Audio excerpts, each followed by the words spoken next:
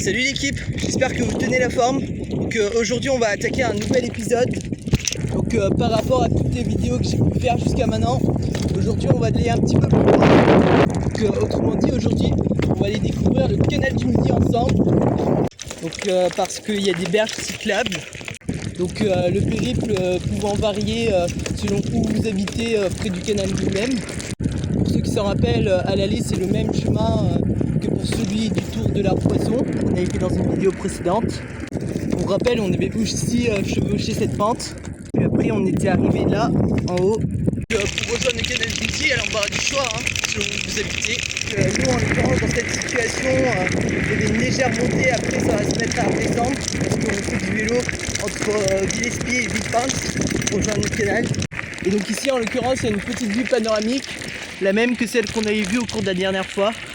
Et donc à partir de là, ça commence à redescendre. Et là on descend tout droit vers Villepinte. Villepinte c'est une petite ville très charmante, il y a des choses à faire là-bas. Donc par contre c'est que là il y a le canal du Midi qui passe pas très loin. Et donc là on y approche là, doucement. Donc là on continue là, on va ralentir un petit peu. Et donc là il faut ralentir parce qu'on traverse une route nationale.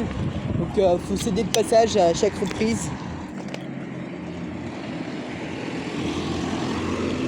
Là en l'occurrence c'est bon, on peut y aller. Donc enfin voilà. Et après tout droit à un moment il y aura le canal. Donc le canal du Midi lui-même il va assez loin. Il part de Toulouse et après il va jusqu'à Sète pour faire des Onglouses. Donc il traverse 3 départements qui sont la Haute-Garonne, l'Aude et l'Hérault, donc ces 3 là. Donc nous en l'occurrence aujourd'hui on va le longer dans l'Aude. Et donc voilà le canal du Midi les gars. Alors le canal du Midi, comme son nom l'indique, il a été construit par Pierre-Paul Riquet entre 1667 et 1681. Donc le canal du Midi dans un premier temps c'est un canal qui traverse la plus grande partie de la région Occitanie dans le but de relier Toulouse à la mer Méditerranée. Sachant que pour l'époque la navigation entre Toulouse et l'Atlantique se faisait directement via la Garonne. Donc Garonne ça c'est le canal de Brienne. Donc nous on venait de là-bas, on avait traversé Villepinte pour arriver ici. Donc il y a 2 directions. Donc il y a cette direction qui permet d'aller vers Carcassonne, Béziers, enfin jusque Sète. Et donc cette direction Castelnaudary, Toulouse. Donc c'est celle-là, c'est par là qu'on va passer. Donc c'est par là qu'on va aller dans cette vidéo. Ah, et avant on trouve un premier monument historique. Donc ça c'est ce qu'on appelle un épanchoir. Donc c'est pour déverser le trop-plein du canal du Midi. Et ça part en dessous. Donc ça permet d'éviter à ce que les eaux du canal du Midi débordent pendant les fortes périodes de pluie. Du coup ils ont construit ces ouvrages d'art pour consolider la construction du canal. Donc il y a également l'ancien lavoir en face. Donc des platanes. Il faut bien qu'on les regarde parce que plus loin ils sont abattus. C'est une histoire assez complexe. Ouais, parce que c'est vrai que les berges du canal du Midi elles sont régulièrement entretenues. Donc des fois il y a des travaux également. Faut faire attention. Et donc là on arrive à la première écluse. On l'appelle également écluse de Lasborde. C'est vrai que sur le canal du Midi il y a pas mal de péniches. C'est l'objet d'un certain tourisme fluvial. Alors ici c'est ce qu'on appelle un pont-canal. Alors pourquoi pont-canal? Parce que le canal du Midi est sur un pont. Donc c'est un pont. Alors c'est une merveille d'ingénierie à l'époque de Pierre-Paul Riquet qui permettait tout simplement au canal du Midi de passer sur les autres rivières. Alors c'était le problème à l'époque qu'avait trouvé Pierre-Paul Riquet et donc il avait trouvé la solution, c'est-à-dire concevoir autrement dit un pont-canal. Donc ce qui permet au canal du Midi d'enjamber les autres rivières ou alors des obstacles. Donc on peut le voir bel et bien ici que c'est un petit ruisseau qui passe en dessous du canal du Midi. Donc il y a une petite vue également sur l'autre côté. Et donc il y a une petite vue en dessous également. Là on passe pas très loin de Lasborde. Donc Lasborde, il y a également un accès ici sur la droite. Pour ceux qui habitent à Villespie et à Saint-Papoul, il y a également un accès raccourci vers Lasborde. Donc comme je disais au début, les berges du canal du Midi, elles ont été sensibilisées à cause d'une épidémie microscopique qui s'appelait le chancre coloré. Donc ça a commencé en 2006 et 36 000 platanes ont été abattus le long des berges. Et donc niveau replantation, ils sont à peu près à 12 000 platanes, 12 000 espèces replantées. Donc ils replantent des sapins, des tilleuls, ou alors même des platanes qui sont plus résistants. Il y a des nouvelles variétés qui sont disposées le long des berges. Donc pour autant, elles sont parfois en travaux les berges. On peut voir des aménagements qui sont faits pour faciliter le cyclisme. Donc autant il y a essentiellement des améliorations et des entretiens des berges. Donc encore une écluse ici, c'est l'écluse de la Perruque. Et donc d'un autre côté ça fait l'objet d'un certain tourisme fluvial et pédestre. Et donc par la suite ils ont aménagé 240 km de voies vertes sur le canal du Midi. Donc c'est un sacré tunnel cyclable chez A. On arrive à l'écluse de Guerre, il y a également un bateau qui est en train de passer l'écluse.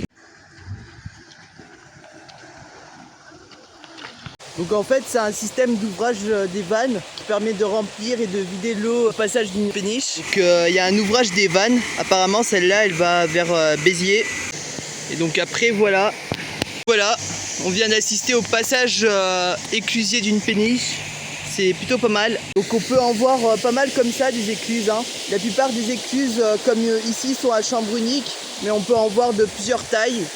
Donc ici apparemment c'est l'écluse de Guerre. On retrouve ici la plaque d'information centrale. Ah oui, et pour conclure, sur la gauche du coup on a un accès direct à la ville de Saint-Martin-la-Lande. Et donc autrement dit on peut rejoindre le canal du Midi depuis Saint-Martin-la-Lande sur cette route. Et donc on vient ici. Et sinon de l'autre côté, plus loin, si on continue sur cette route, on peut aller à Laurabuc. Et donc inversement de Laurabuc, rejoindre le canal du Midi ici. Donc c'est très bien de ça. Maintenant on va reprendre la route. Forcément d'un autre côté, on a également la vue sur Saint-Martin-la-Lande ici. C'est aussi notre écluse à chambre unique également, celle-là.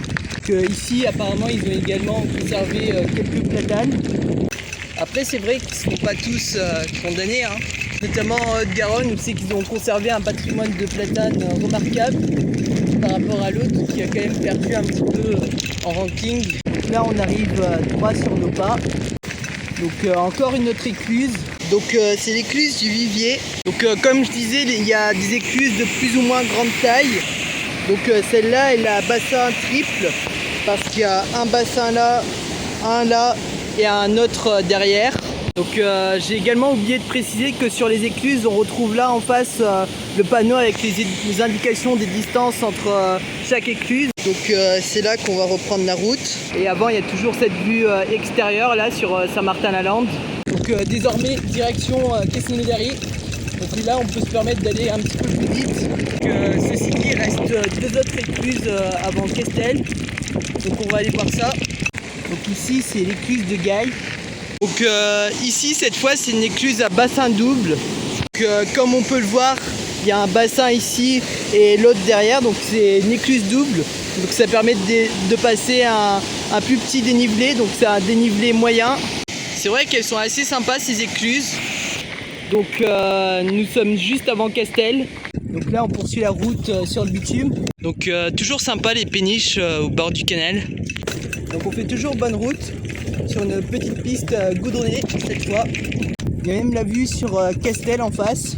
Donc c'est parfait, franchement on arrive dans les clous. Donc, le coucher de soleil en face également. Donc on arrive à Castelnaudary. Et donc ici en face les écluses quadruples Saint-Roch. Donc là cette fois c'est encore plus costaud. Donc comme je disais c'est une écluse quadruple. Donc il y a un bassin là, un ici, un derrière. Donc deux devant et deux autres derrière.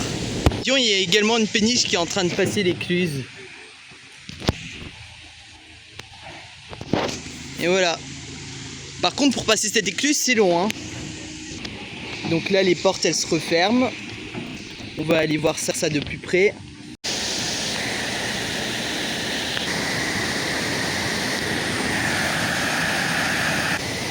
Ok. Et donc là en l'occurrence aussi c'est le passage du second bassin.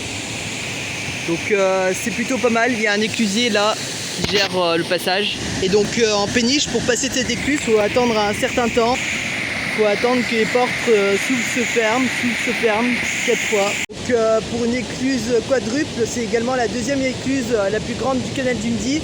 Parce que l'autre écluse étant l'écluse des Ponts-Séranes, c'est qu'il y a 9 bassins comme ça à Béziers.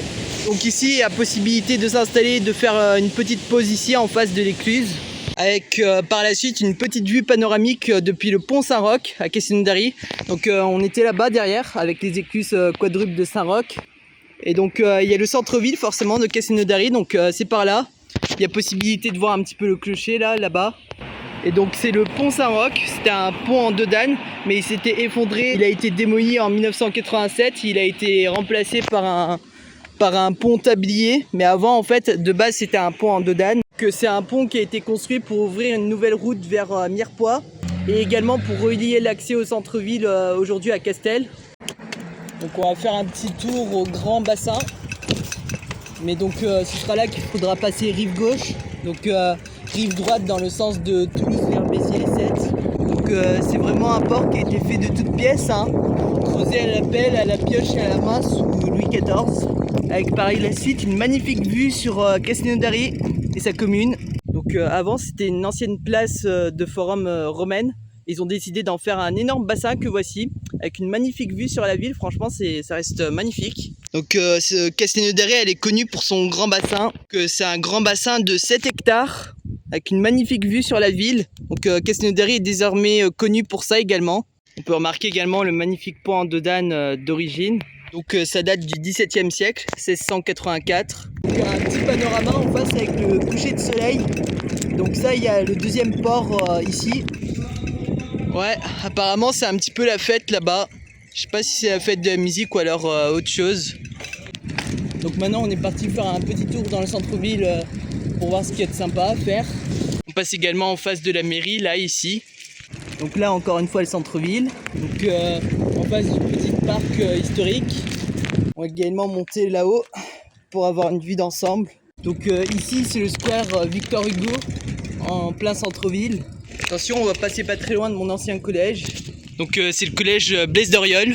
Anecdotiquement parlant, j'ai été scolarisé ici dans ma jeunesse. Donc ici aussi, on a une vue panoramique sur le grand bassin et un petit peu sur toute la ville. Donc là, on descend un peu. Et après, à un moment, on se retrouve près d'ici. Et donc après, c'est là un petit peu où on commence à en sortir. Donc là, on quitte pleinement la périphérie urbaine de Castel. Ce qu'il faut savoir, c'est que le canal du Midi, c'est le patrimoine mondial de l'UNESCO. Il y a beaucoup d'écluses, mais il y a aussi beaucoup de monuments historiques. Donc il y a aussi pas mal de péniches de plaisance pour le tourisme. Donc elles peuvent être en provenance de Toulouse, Castelnaudary, Carcassonne ou alors de Béziers, et dans les deux sens. Et donc sa construction date de 1667 à 1681. Et donc ils ont mis 14 ans à construire, à creuser le canal. Donc c'est vrai qu'il y a une bonne piste cyclable de Toulouse jusqu'à 7, hein, même si aujourd'hui on n'a fait que la portion de Villepinte jusqu'à Castelnaudary. Donc c'est vrai que ça peut paraître assez extraordinaire. Donc sur ce 240 km de piste cyclable jusqu'à 7, c'est vrai que c'est franchement luxuriant. Donc ce qu'il faut bien comprendre, c'est que c'est un canal qui traverse une grande partie de l'Occitanie. Et donc sur tout le long du tracé du canal, il y a 63 écluses, c'est-à-dire entre Toulouse et Agde, c'est l'embouchure du canal du Midi. Donc par conséquent, cette vidéo c'était pour introduire le canal du Midi, mais on va également, c'est également prévu qu'on fasse d'autres sections. Dans une prochaine vidéo, en l'occurrence, je vais faire celle de Carcassonne. Peut-être même que je ferai la cité de Carcassonne à vélo, ou alors le lac de la Cavalière, ou alors peut-être même les deux. Donc là, on arrive à Saint-Papoul. À Saint-Papoul, à l'époque, j'allais souvent à l'aire de jeu et faire du patin à roller en face de l'abbaye. Donc petit vlog sur l'ambiance. Et donc l'abbaye se trouve de l'autre côté en face. Donc, autrement dit, c'est ici, avec la petite place Jean Jaurès. Enfin, entre guillemets, on peut le dire. Et donc ici, quand j'étais petit avec ma sœur, on faisait du roller ici. On s'amusait à faire un petit peu de patin là. Et ça nous arrivait d'aller ici également. Et il y a également l'abbaye qui est ouverte à la visite ici. Donc normalement, il y a des infos sur les entrées et le reste. Bon, après le reste c'est culturel et historique, hein, mais après ça remonte quand même. C'est assez historique et propre au pays Qatar. Bon, je pense qu'ici ça doit vous dire quelque chose. Donc du coup on poursuit la route, hein. Je pense que ça doit vous rappeler quelque chose. Et là pareil. Donc maintenant je pense que ça doit vous rappeler quelque chose, non? Le fait de retourner au point de départ pour former un circuit. Donc voilà, on poursuit la route. Petit dénivelé. Donc c'est la même route que celle où on était passé au cours des vidéos précédentes. C'est la petite route qui passe par Saint-Papoul. On était passé près d'ici également. Et donc là on repasse devant le château de Ferrals. Château, enfin c'est 14e siècle. Donc maintenant plus qu'à franchir la dernière ligne droite jusqu'au point de départ. Donc là on retombe droit sur nos pas. Donc là on vient au village. dénivelé pareil, petit dénivelé positif. Et donc là voilà. Bon, c'était bien tout ça. Maintenant il est temps de conclure ensemble.